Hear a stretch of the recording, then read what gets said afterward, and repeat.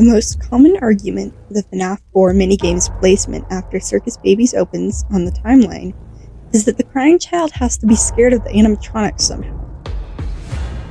If not the terrifying nightmare animatronics, then perhaps it is the knowledge that his sister was killed by an animatronic. To that, I have some counter-arguments. In Circus Baby's programming, we know that she counted the people in the room to make sure that the child she grabbed was alone. That means that there are no witnesses to Elizabeth's death. She was the only person in the room. Even if Circus Babies was to open before 1983, the crying child still would not know what happened to his sister since he wasn't there to watch it happen.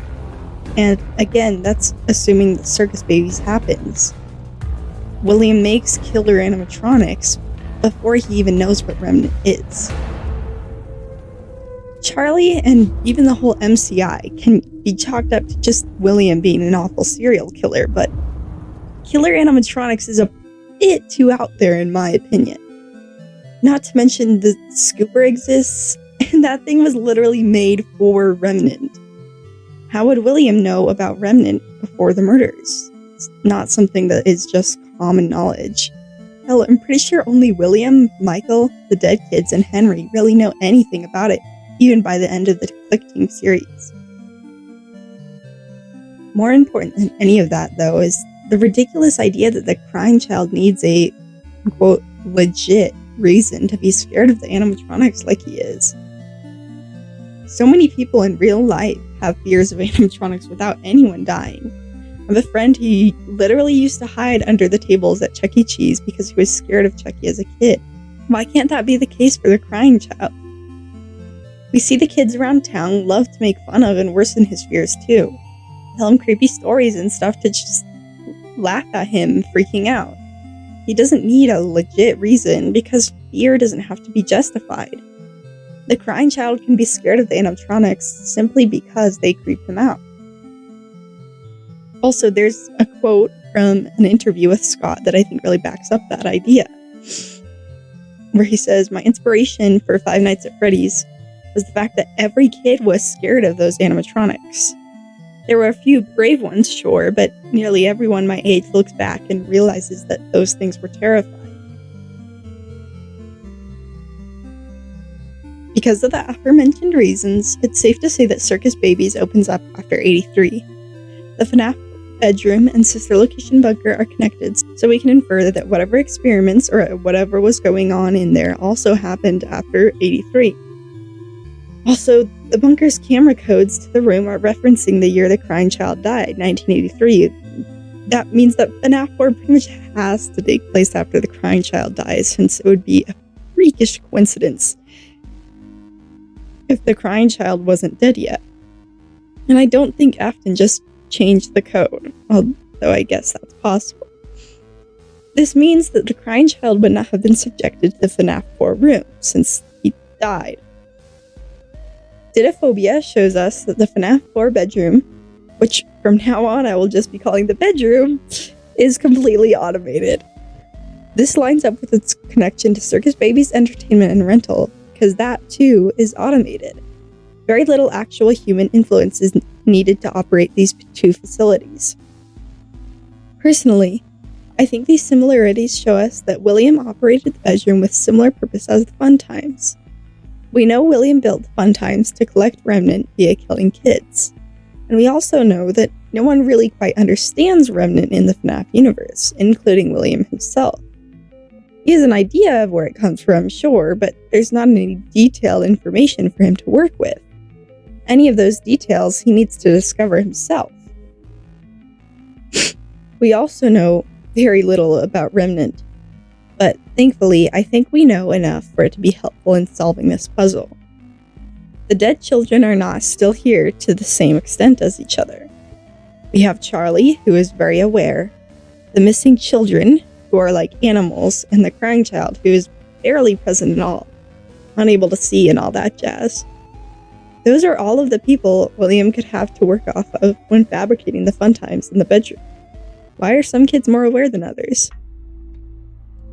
Let's say, hypothetically, William wants to use Remnant to live forever. He surely wouldn't want to forget things like the missing children, or even worse, be like his own son, unable to experience things properly. So he would need to understand Remnant much, much better in order to ensure he stays alive in the way he wants to. Same reasoning goes for any possible motive for William, not just his own immortality. It works if he wants to try and bring his dead kid back. It works if he's just obsessed with science. We also know that agony exists. Agony stems from tragic events that would cause such a horrible emotion to emerge. These can be things like a child getting murdered, sure, but a Fear Factory bedroom could also provide similar results. There's also the whole thing of Michael probably being at least one of the people placed in the bedroom, as evidenced by his drawing, as well as some other stuff we can get into later. This could mean that the bedroom was made just to punish Michael. It could also mean that William wanted to specifically test someone genetically similar. It could be a combination of things. Something I think is an extra important reason, though, is that no one would report Michael going missing. We know that in the past, William has had to deal with some pretty bad stuff for missing and dead children investigations, and although allegations against him, and it would make sense to me that he would want to avoid that. Ultimately, though, this is not where I think the gameplay of FNAF 4 takes place. Sure, the bedroom experiments take place here, but I would argue that the FNAF 4 gameplay doesn't take place in the FNAF 4 bedroom at all. At least, not literally. My proposition is this. FNAF 4 is an actual nightmare. A nightmare that Michael is experiencing based off of things that have happened to him in his life. Things like bedroom experiments, phone guy, and his brother dying in the hospital. Also, I don't think the crying child is somehow causing any of it. Security logbook page where Michael has drawn one of the nightmare animatronics is in response to the question about dreams. Not even nightmares specifically, just dreams. This means that Michael's illustration is of something he experienced in a dream. Sure, he could have experienced it in real life too, but dreams often incorporate real life things anyway. Dreams are often our brain's way of sorting through information, especially when it comes to tackling recent or important events or ideas. Michael has been fighting for his life working at Freddy's. Him experiencing the bedroom as a kid would easily resurface from that, and the two mash together into his nightmare. This explains why the nightmares have things from time periods before and after the bedroom actually happened. There's also the animatronic named Nightmare that is implied to not even be real due to its ghostly appearance and lack of an animatronic representing square in the map.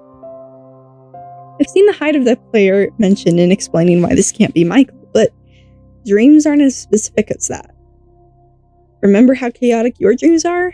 Yeah, Michael being short means nothing in proving whether or not FNAF 4 is a dream. People often blame these nightmares on the crying child exacting revenge on his brother. To that I ask, why do nightmares need a supernatural reason to exist? Nightmares exist in real life. When you go through the things Michael has, of course you would have nightmares about it. That's like a given. People in real life have nightmares about FNAF, without any dead children causing them. The crying child's feelings toward Michael after killing him are unclear, yes, but he doesn't seem very malicious to me. He also does know that his brother is sorry for what he did, which maybe doesn't change anything since people don't have to accept apologies, but I do think it means something. The kid has had years to reflect on that stuff. Also, I know this isn't really a new position, but I haven't seen all of my points brought up before, so whatever. Anyway, to summarize, the FNAF 4 minigames come before Circus Babies and the bedroom, and the main FNAF 4 gameplay takes place after Michael starts working at the FNAF 1 Freddy's location, so sometime in the 90s, and doesn't take place in the same time period as the actual physical bedroom.